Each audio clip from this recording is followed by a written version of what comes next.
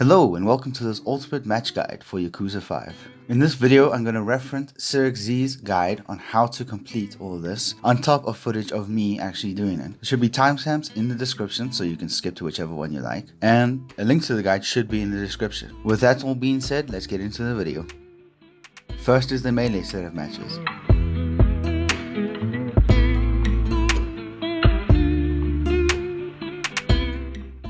This set of challenges is just fight until they drop. You're timed in each situation and sometimes there are other stipulations. Battle 1 is Q at level 25 against 5 brawny taxi drivers with yellow health and moderate skill. You must defeat them all in 90 seconds, and the tip here is to use heat actions to wear them down quickly.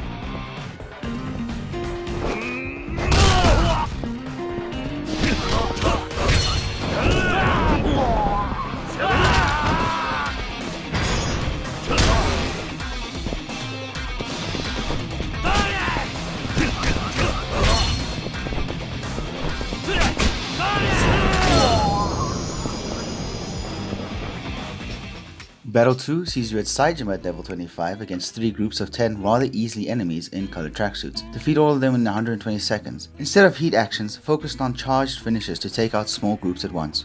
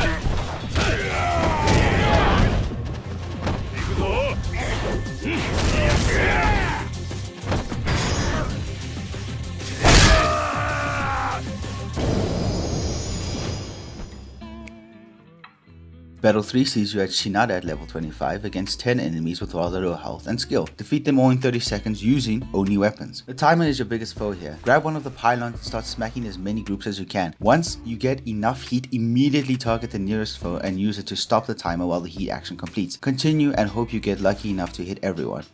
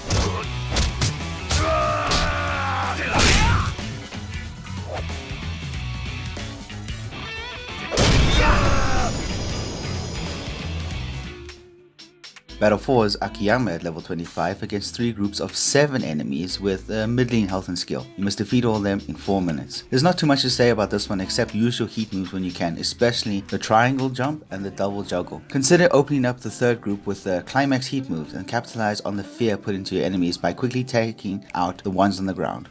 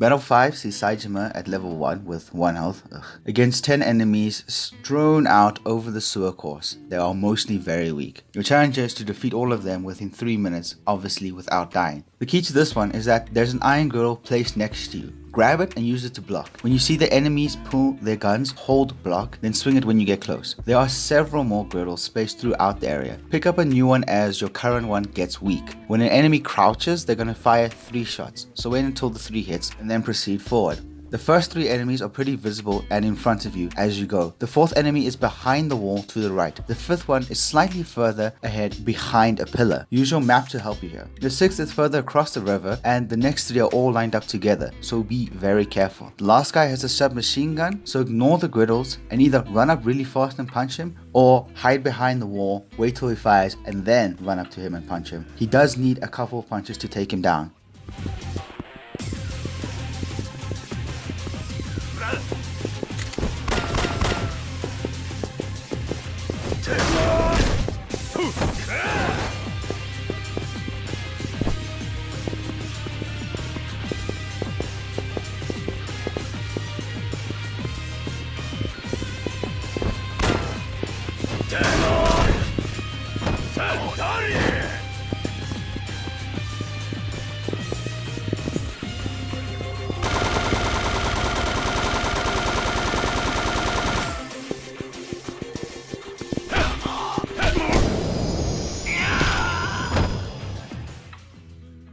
Battle 6 sees you as Shinada at level 1 against 3 weak opponents that like to grapple. The challenge here is to defeat them in 2.5 minutes, only using the weapon switching strikes. Only these strikes will count as damage, and their damage is a tiny amount. He starts with a sturdy knife, sturdy katana, and sturdy iron pipe, and remember that you switch buttons with the D-pad. As odd as it may seem, since the katana can easily hit multiple enemies, the suggestion here is to focus on one enemy at a time, preferably the guy in the tracksuits, since he grabs you a lot. Alternate between the katana and the knife switching and block after every 2 hits because they're likely to attack you then. It's not so easy, and when I did it, it was literally at the last couple of seconds.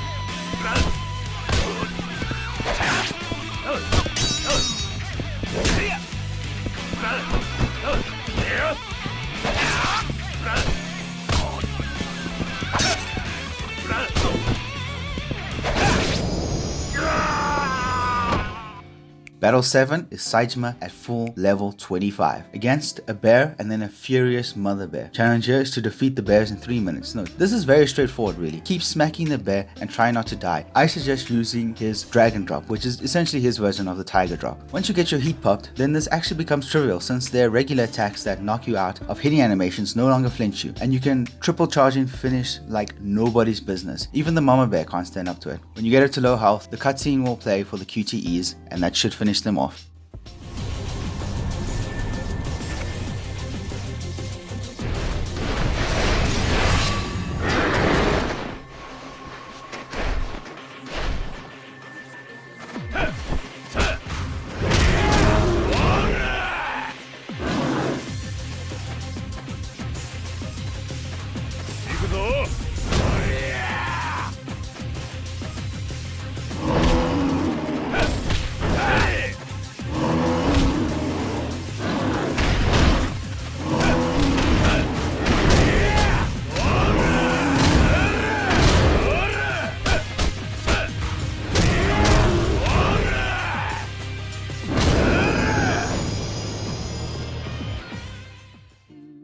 Battle 8 sees you as full level Shinada against 15 relatively weak guys, and you need to defeat all of them in 90 seconds. You're given weapons for this actually relatively easy fight. Swing away with whatever weapon you're comfortable with. The Tonfa is the strongest, but the pole has the most reach.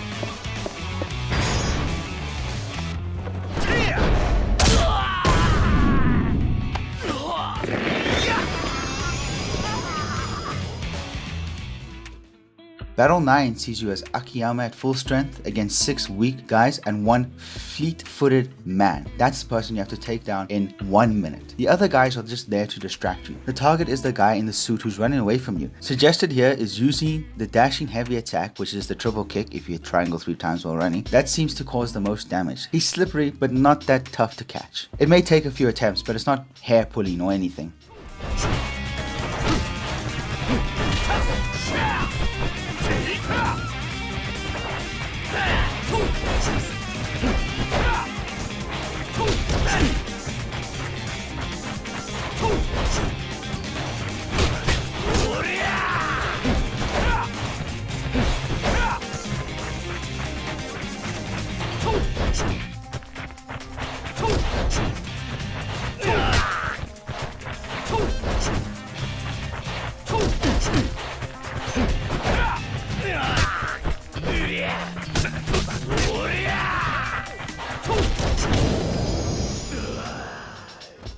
Last melee battle 10 is again Q with 1 health at level 1 against 10 relatively weak guys, and you have to defeat them all in 90 seconds. As you might expect, the fact that you can't get hit is kind of a bummer. Suggested here is moving in for the throw, then backing away quickly. A throw will defeat an enemy in 1 hit. If you can isolate an enemy, take advantage of it quickly. Grab them as fast as you can. If you get heat, use the Essence of Terror. That's running towards them, waiting for the heat icon to pop up and pressing triangle, and you should be able to take out 4 guys nice and quick.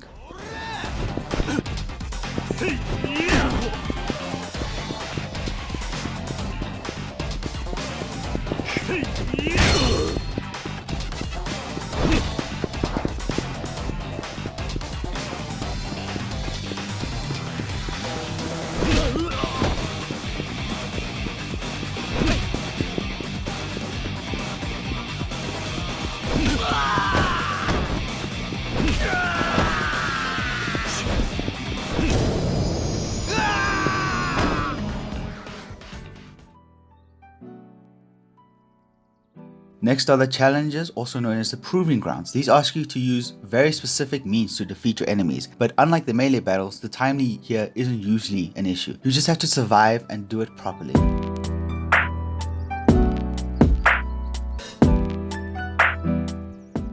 Proving Ground 1 sees you at max level Kiryu against 3 relatively weak guys, with the challenge being to defeat them all using only heat moves and different ones each time. So if you repeat a heat move, you'll cause no damage. Your heat will automatically fill. Basically, just have fun and experiment with different heat moves, of which Kiryu has plenty. There is no timer. Don't forget, you can use other moves to get your opponents in a desired state, like on the floor or in your hands, and to use heat moves in those positions.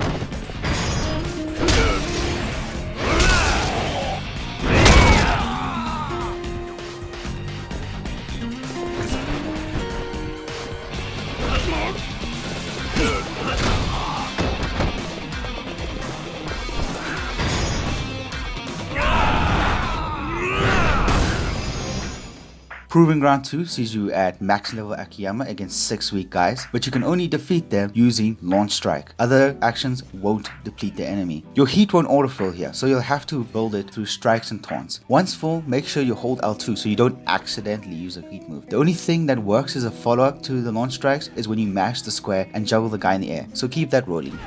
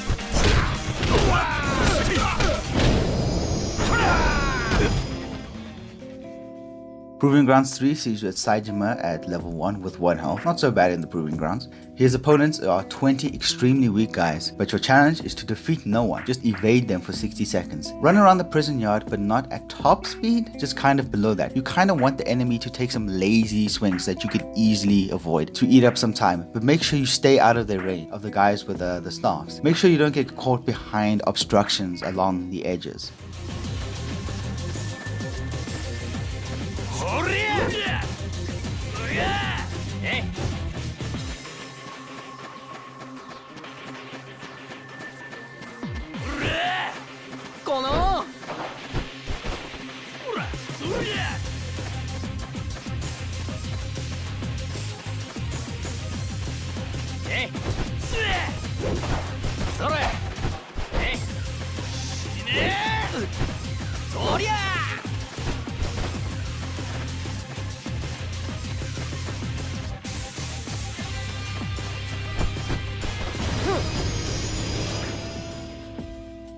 Proving Ground 4 sees you as Kiryu, max level against 5 relatively weak guys. Your challenge here being defeat all enemies, but only defeat them using finishing blows. Remember, a finishing blow is a triangle at the end of a combo, and not just a triangle thrown out alone. Do not defeat them any other way. You can cause damage as normal, but if you defeat them with anything else, you'll fail. Try to single out guys and not hit so many at once, just to be safe. If a guy is really low on health, just punch away from him to build up a combo, and then turn back towards him to finish. Just hold L2 the whole way, so you don't accidentally do the fist reversal.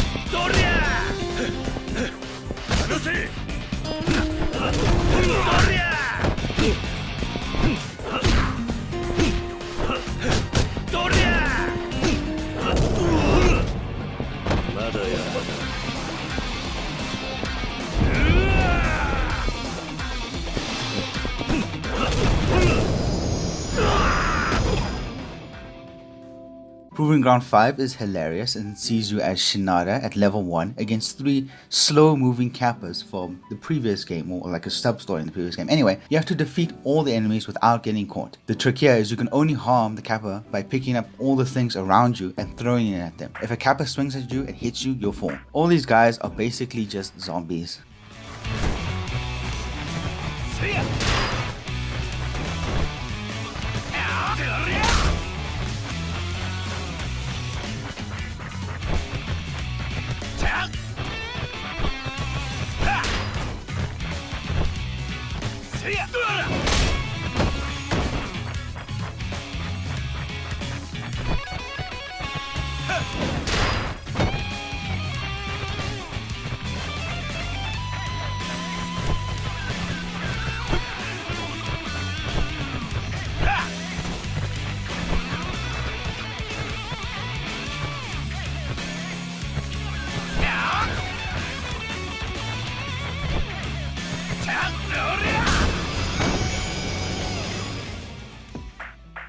Proving Ground 6 sees you as Saijima at max level against 3 relatively weak guys. The challenge here is to just turn everyone into snowmen. You have to defeat each one by using the essence of snowman. Heat action requires items in your inventory, but you have more than enough items to do so. So just build your own heat using the yellow dragon spirit, that's just holding down R2 when you're close to an enemy. And when you have enough heat, grab a guy, move them to the open ground with snow on it, which is pretty much everywhere in the arena, and then press triangle. Do the same for the other two. It's basically an automatic finish.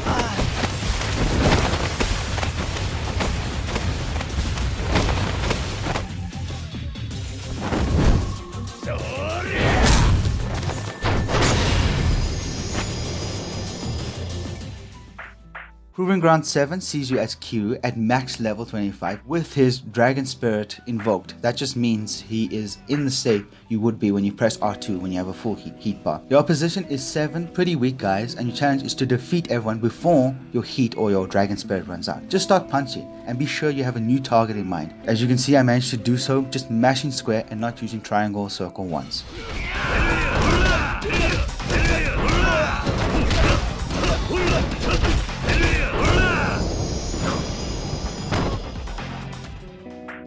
Proving Ground 8 sees you at max level Akiyama against 6 very weak guys and 3 weak guys in tracksuits. The challenge is to defeat the red enemy, yellow enemy, and blue enemy in that order without hurting anyone else. Throws are the way to do this one. Just grab the red guy, lead him away from the crowd so the throw doesn't hit anyone else, and toss him down. Do it twice for each tracksuit guy in order.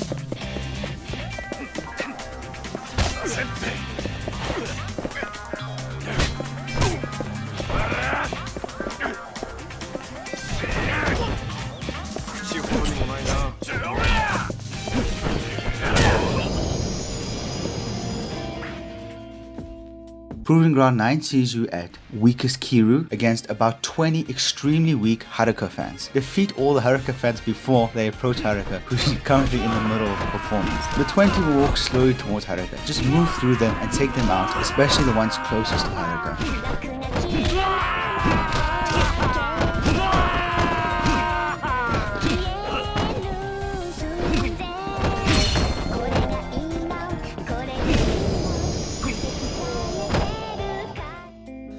The last proving ground is you as Shinara at his weakest level against 9 extremely weak baseball players. You need to defeat every one of them with a single throw of the baseball. That's the challenge here. You have about 3 minutes to corral everyone into a line and then make sure that your throw counts. There's actually a relatively easy trick to this, and thanks to CyricZ for the guide again. Just pick up the ball and head to the pitcher's mound. Not the batter's mound, but the pitcher's mound. Anyway, watch everyone just line up for you. Enter into a fighting stance, that's R1 to aim at the nearest guys, and press circle to throw.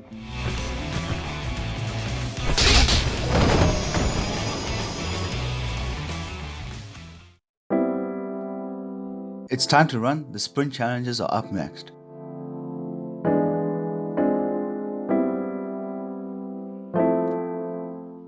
Sprint 1 sees you as Saejima against no opposition, and all you need to do is sprint to the children's park before time runs out. You'll begin on Tenkaichi Street at the big gate. Just run straight until you hit Matsuya or the restaurant, hang left and then obviously hang right. Keep going down that alley. Children's park will be right in front of you, just to the left. You should make it there with time to spare.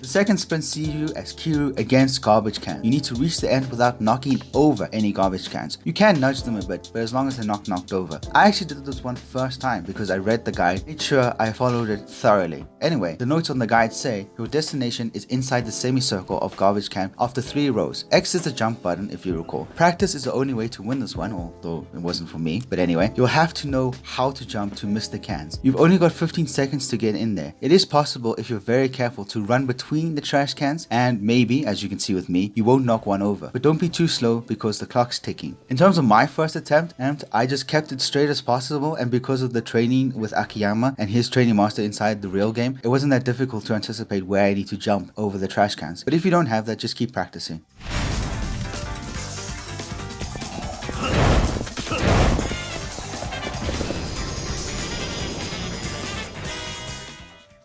The The third sprint sees you as Shinada against that damn forklift. You just need to reach the end of the course before the time runs out. Now this will take some practice. This is a recreation of the same scene from the story. The turns are pretty obvious on the course. There are 4 barriers to break through. As soon as you break through the 4th one, it's pretty soon after that you're finished. Each barrier only needs 1 hit, so aim for a specific barrier instead of between them so you don't get hung up. Just keep practicing and eventually you'll get through it.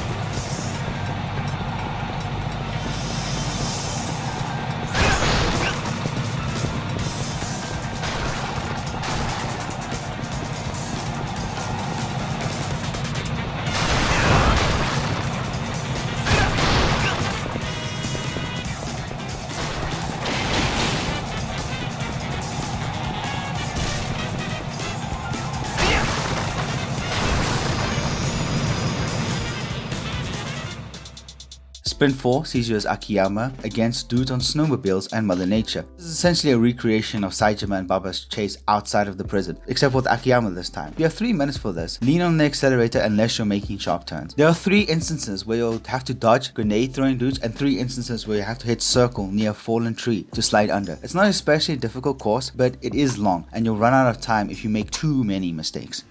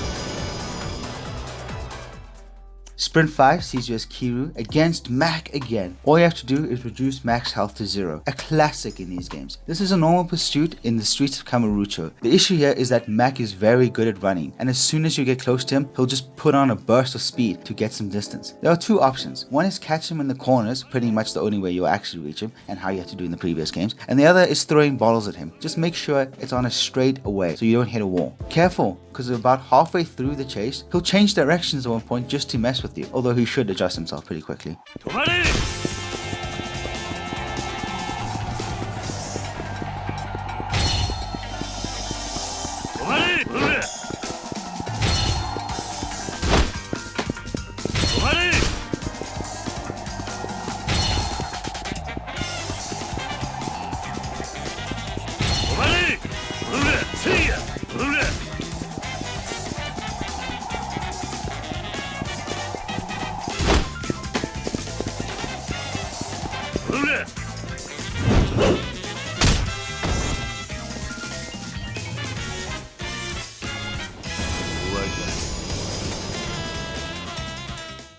Ah yes, the ultimate. This only unlocks once you complete all of the other challenges, and what this basically involves is all 4 playable characters at their max level against story boss battles. In battles 1, 2, 3, and 4, you'll face 3 opponents, making a return from the story you just played. The last battle will be against a myriad of different opponents. Between each fight you'll get partially healed, and the difficulty is bumped up a bit, but if you've come this far, it shouldn't really be a challenge, especially considering this is one of the easier ultimate matches compared to the rest of the series. Thankfully, there's no timer here.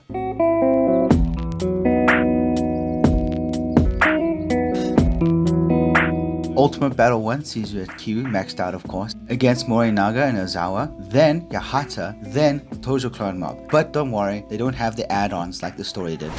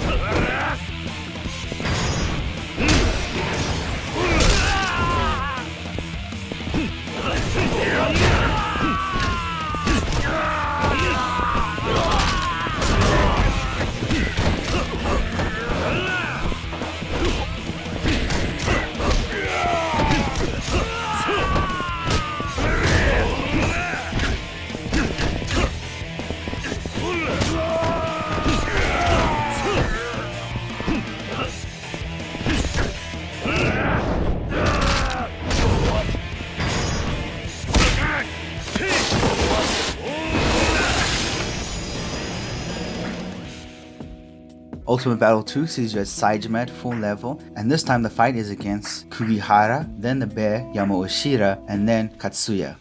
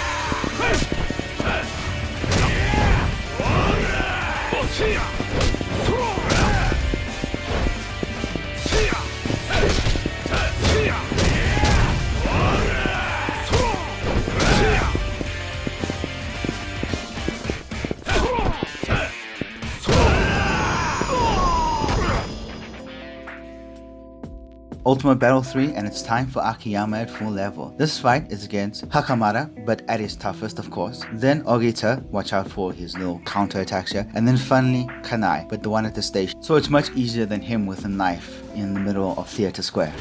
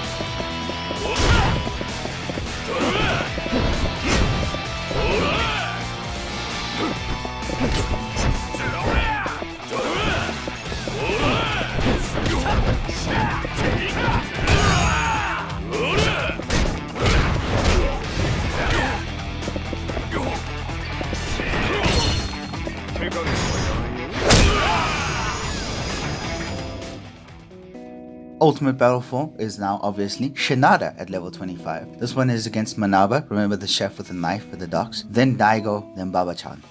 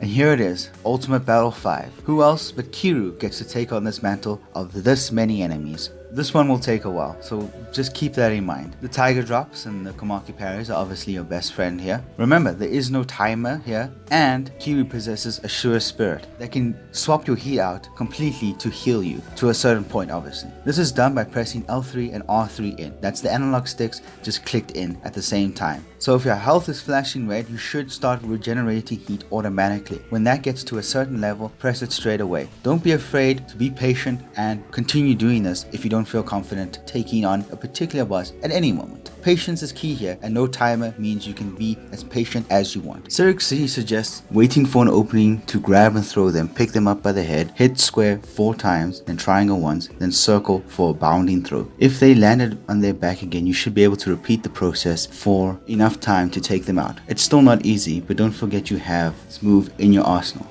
Alright then, the opponents in order is Kuru, Kugihara, then Ogita, then Daigo, then Katsuya, then Kanrai, then Majima, then Shinara, then Akiyama, then Saejima, and then finally the final boss of the game, Aizawa. Watch out for him, he can get really tough. And you can see in my footage, I only managed to counter him to finish him off.